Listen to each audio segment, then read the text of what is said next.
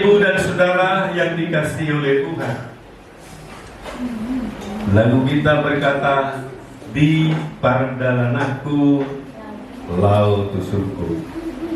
Perjalanan kita selama kita ada di dunia ini adalah untuk mempersiapkan kita masuk ke rumah kita yang ada di surga. Puji Tuhan. Kita buka Alkitab kita ambil dari Ibrani pasal yang ke-11, ayatnya yang ke-13 sampai dengan yang ke-16.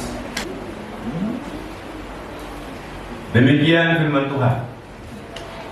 Dalam iman mereka semua ini telah mati sebagai orang-orang yang tidak memperoleh apa yang dijanjikan itu, tetapi yang hanya dari jauh melihatnya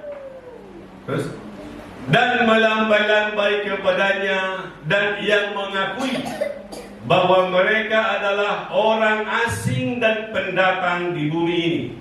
Sebab mereka yang berkata demikian menyatakan bahwa mereka dengan rindu mencari suatu tanah air, dan kalau sekiranya dalam hal itu mereka ingat akan tanah asal yang telah mereka tinggalkan, maka mereka cukup mempunyai kesempatan untuk pulang ke situ. Tetapi sekarang mereka merinduki tanah air yang lebih baik, yaitu satu tanah air surgawi. Sebab itu Allah tidak malu disebut Allah mereka, karena Ia telah mempersiapkan sebuah kota bagi mereka. Puji Tuhan. Saudara yang dikasihi oleh Tuhan, sejak saya kecil mendengarkan beberapa khotbah, dan dikala seorang pengkhotbah berbicara, banyak contoh, banyak pengkhotbah yang mencontohkan perjalanan kita ini dari tanah Mesir ke tanah Kanaan. Betul. Tetapi janji tanah Kanaan itu sebenarnya bukan itu yang dijanjikan kepada Abraham untuk dihidupi, untuk dicapai selama dia ada di dunia. Karena ternyata bahwa mereka tidak sampai ke tanah Kanaan. Artinya dikala di tanah Kanaan pun untuk mengubur Sarah istrinya pun Abraham tidak mau dikasih tanah itu dan dibeli. Sampai Abraham, Ishak dan Yakub, mereka belum pernah mewarisi tanah Kanaan. Itu diwarisi setelah di zamannya Yosua, ya, zamannya Yosua, baru mereka masuk tanah Kanaan. Lalu Bapak Ibu beserta saudara yang dikasihi oleh Tuhan, tetapi firman Tuhan mengajarkan kepada kita bahwa iman Abraham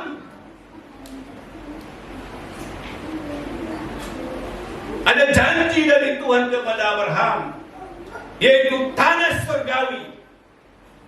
Ya, coba mundurkan dulu sedikit. Nah, tetapi sekarang mereka merindukan tanah air yang lebih baik, yaitu satu tanah air surgawi.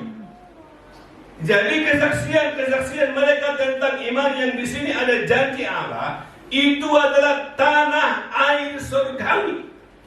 Karena tanah Kanaan bukan tanah air surgawi. Tapi sebelumnya kita akan kembali dulu tentang iman. Iman itu adalah dasar daripada segala sesuatu yang kita harapkan dan bukti dari apa yang tidak kita lihat. Saya ulang, iman itu berurusan dengan apa yang tidak kita lihat dan berurusan ya dengan apa yang kita harapkan. Itulah iman. Iman itu berfungsi ke sana saudara-saudara yang dikasih oleh Tuhan. Jadi iman itu tidak berurusan dengan hal-hal yang bisa dilihat. Dia selalu berurusan dengan apa yang tidak kita lihat. Itulah arti iman. Bapak Ibu beserta saudara yang dikasih oleh Tuhan. Saya buat satu contoh untuk kita. Ya. Ini si Belanda.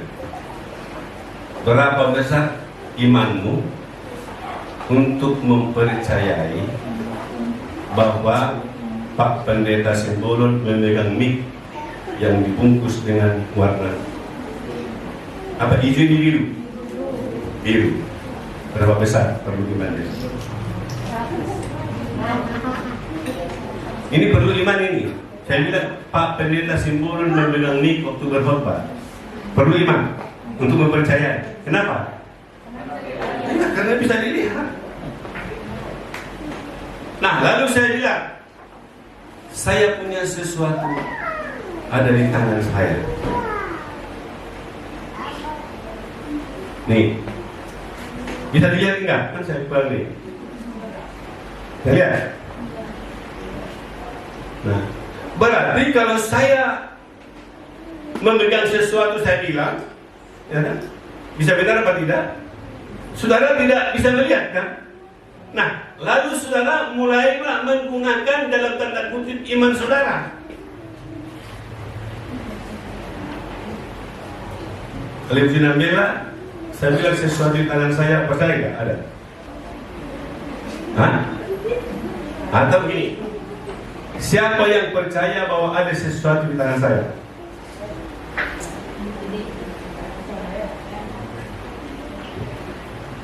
Kamu percaya ada sesuatu?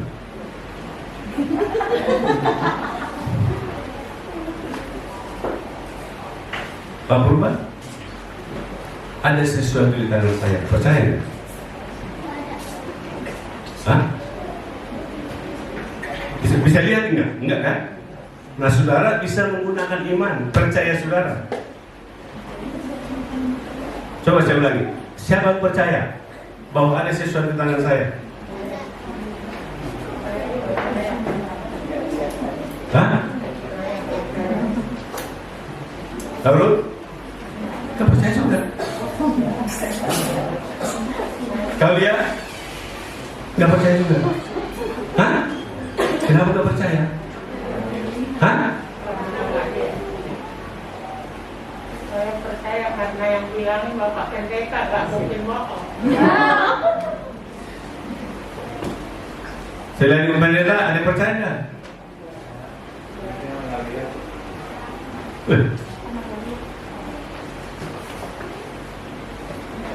Ibu Pendeta, Pak Pendeta, percaya nggak ada sesuatu di tangan saya?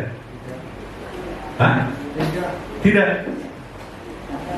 Saya karena Pendeta yang bilang nggak mungkin bohong.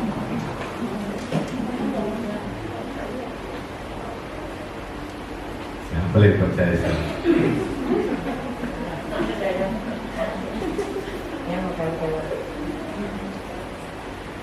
Lihat dulu, lihat dulu. Itu boleh diinjak. Percaya nggak? Hah? Percaya nggak?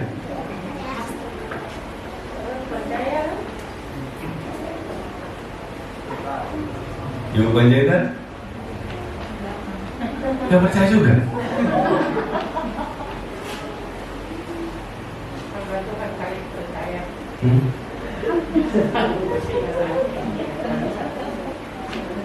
Nah, kalau gitu yang percaya coba naik ke mimbar dulu. Ini saya mau bapak ini ya.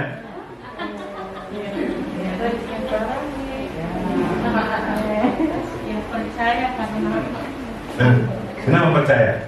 Karena Bapak Pendeta nggak mungkin bohong.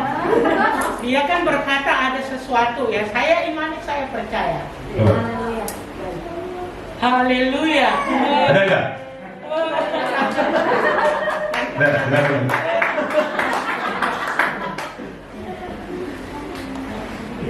Nah Bapak Ibu, itulah contoh iman.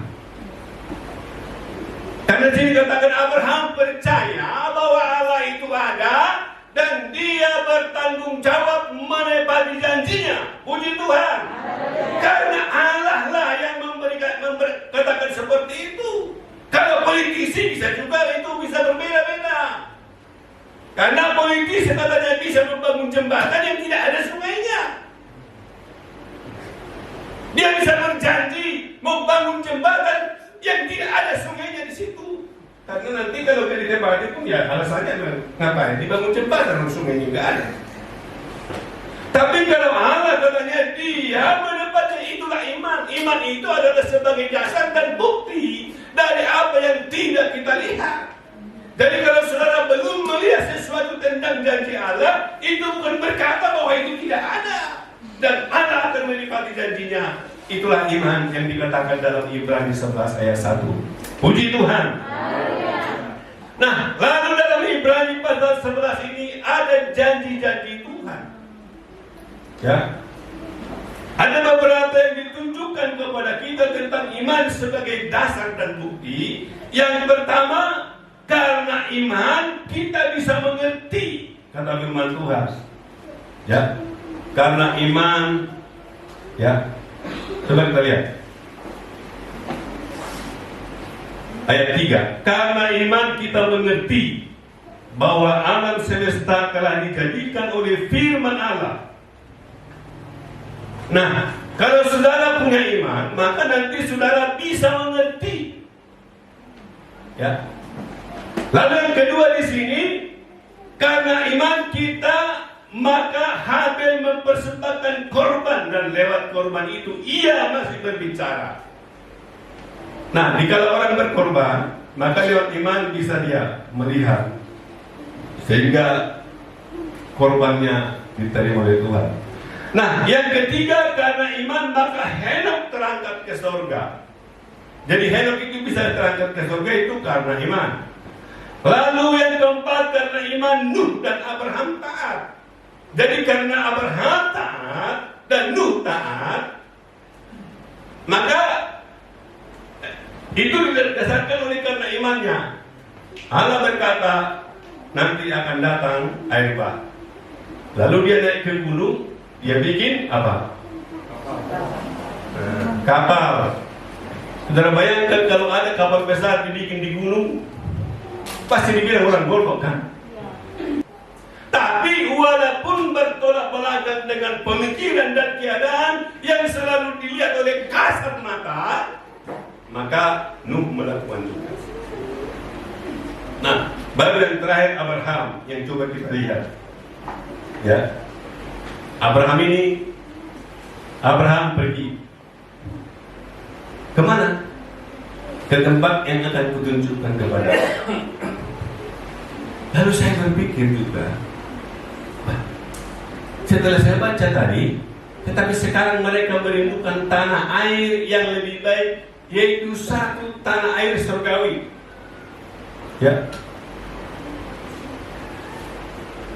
Dan mereka itu sebenarnya belum menerima. Jadi Abraham, Ishak dan Yakub belum di zaman hidupnya. Dia waktu dia beriman dan sampai dia meninggal masih mempunyai iman.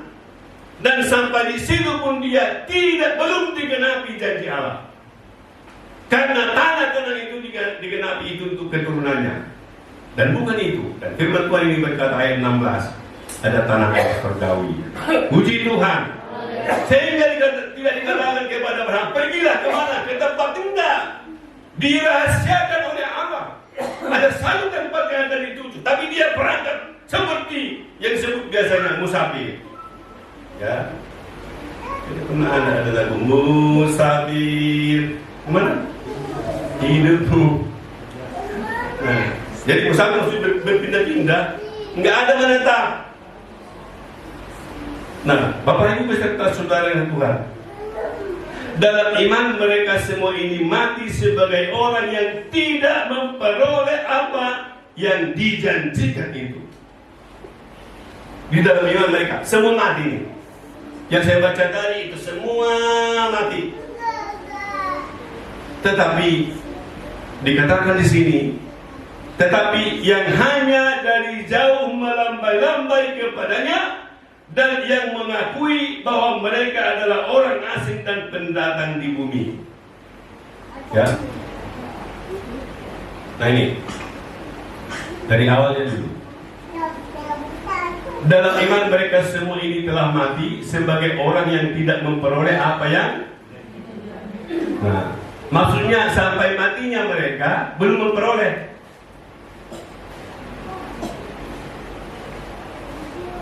Ya. Tetapi yang hanya dari jauh melihatnya,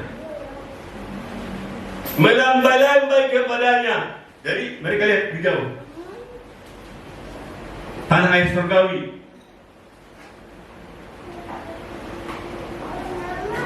Artinya mereka sudah memeluknya, mereka sudah melihatnya. Dari tanah air di dunia ini, dia melihat tanah air surgawi. Dari sana dia melambai-lambai kepadanya dan mengakui bahwa mereka adalah orang asing dan pendatang di bumi dan untuk menuju tanah air surgawi. Puji Tuhan. Nah, Bapak Ibu beserta saudara di oleh Tuhan, maka saudara harus bersikap seperti Abraham kalau saudara menjadi anak-anak Allah dan anak-anak Abraham. Karena saudara menjadi anak Abraham, karena saudara beriman seperti iman. Iya. Nah, pertanyaannya apakah mereka ini gagal memperoleh apa yang dijanjikan? Tidak. Tetapi belum digenapi. Dan penggenapannya dikala mereka setelah meninggal, maka mereka sampailah dia.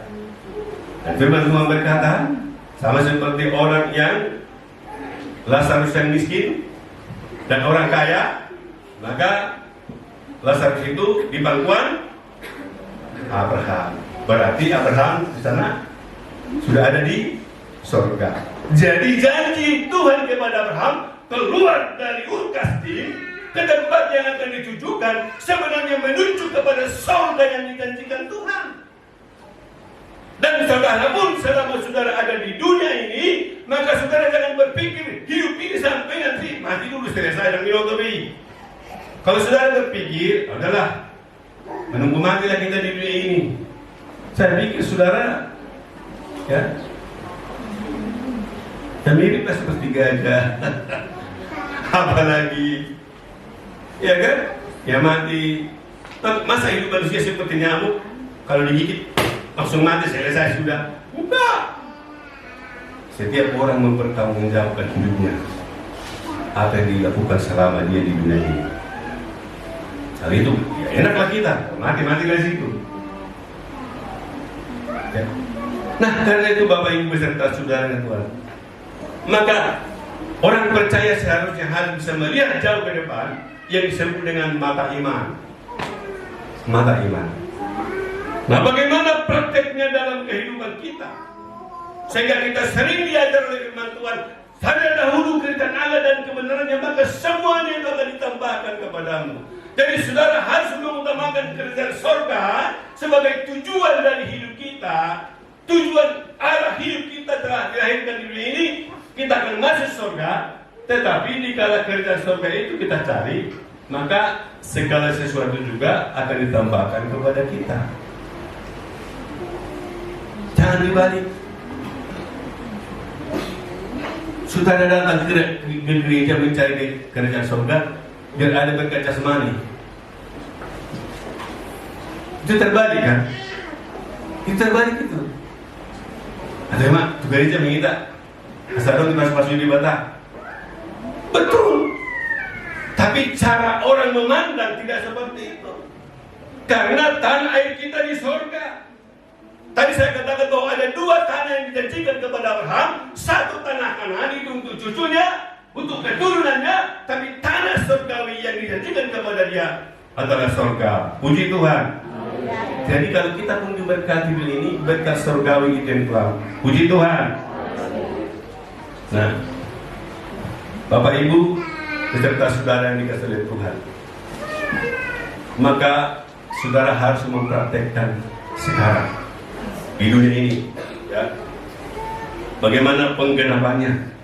Sebagai anak Abraham, maka saudara pun harus menjadi anak-anak surga ini. Jadi saudara harus membuat saudara menjadi perhentian sementara di dunia ini.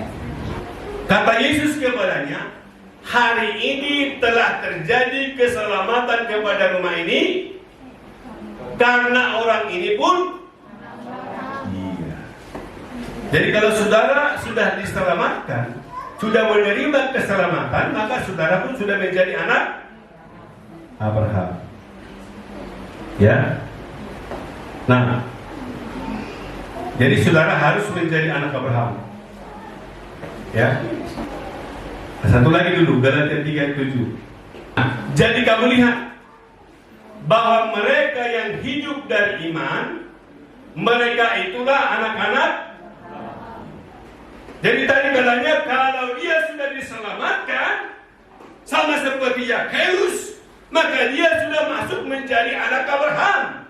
Kalau dia sudah menjadi anak Abraham, maka dia harus hidup dari iman. Mereka itulah anak. Jadi saudara harus berjalan lewat iman. Itulah kelebihan saudara dengan orang-orang dunia. Itulah kelebihan saudara dengan orang-orang di sekitarmu. Kalau saudara tidak melihat dengan iman, Pak. Tapi kalau orang beriman, maka dia bisa melihat jauh ke depan. Sama seperti Abraham, dia bisa melihat jauh ke depan karena dia punya iman. Dan kalau kita menjadi warga surga, jadi kita sebenarnya punya dua kewargaan ini. Satu kewarganegaraan Indonesia, satu iya. Kadang-kadang saudara gak pernah ingat itu. Ada lagu, rumahku ada di dalam surga, di tempat suci dan mulia. Jika hatiku sedih dan susah, apa? Ku ingat rumahku di surga. Jadi kalau saudara sedih, susah, tidak ingat surga, gak parah itu. Kalau saudara sedih, yang diingat apa? Jalanku menuju ke surga, di sanalah tanah airku. Karena saya mengingatkan saudara tentang surga dulu. Karena surga itu nanti akan memotivasi saudara, ya. Saya juga tidak mengatakan bahwa, ya, surga sajalah, dunia ini enggak. Dua lalu kita dulu. Anda tengok, kalau surga nama tujuan tinggaluki, mana tahu nanti lupa saya. Jalanku menuju ke surga. Gak ada polisi itu di sini.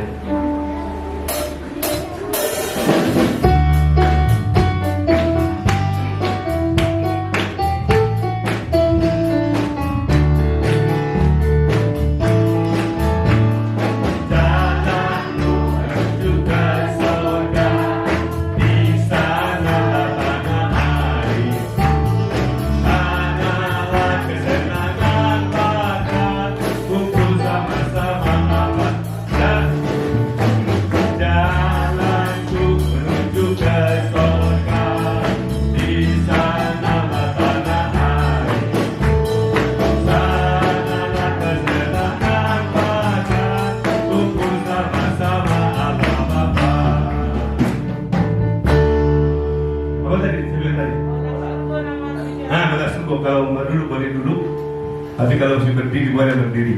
Olah surga nama. Ini saya mau ngetan kita, ya. Olah surga nama tujuan ni ngoluki ala nunga di sapi.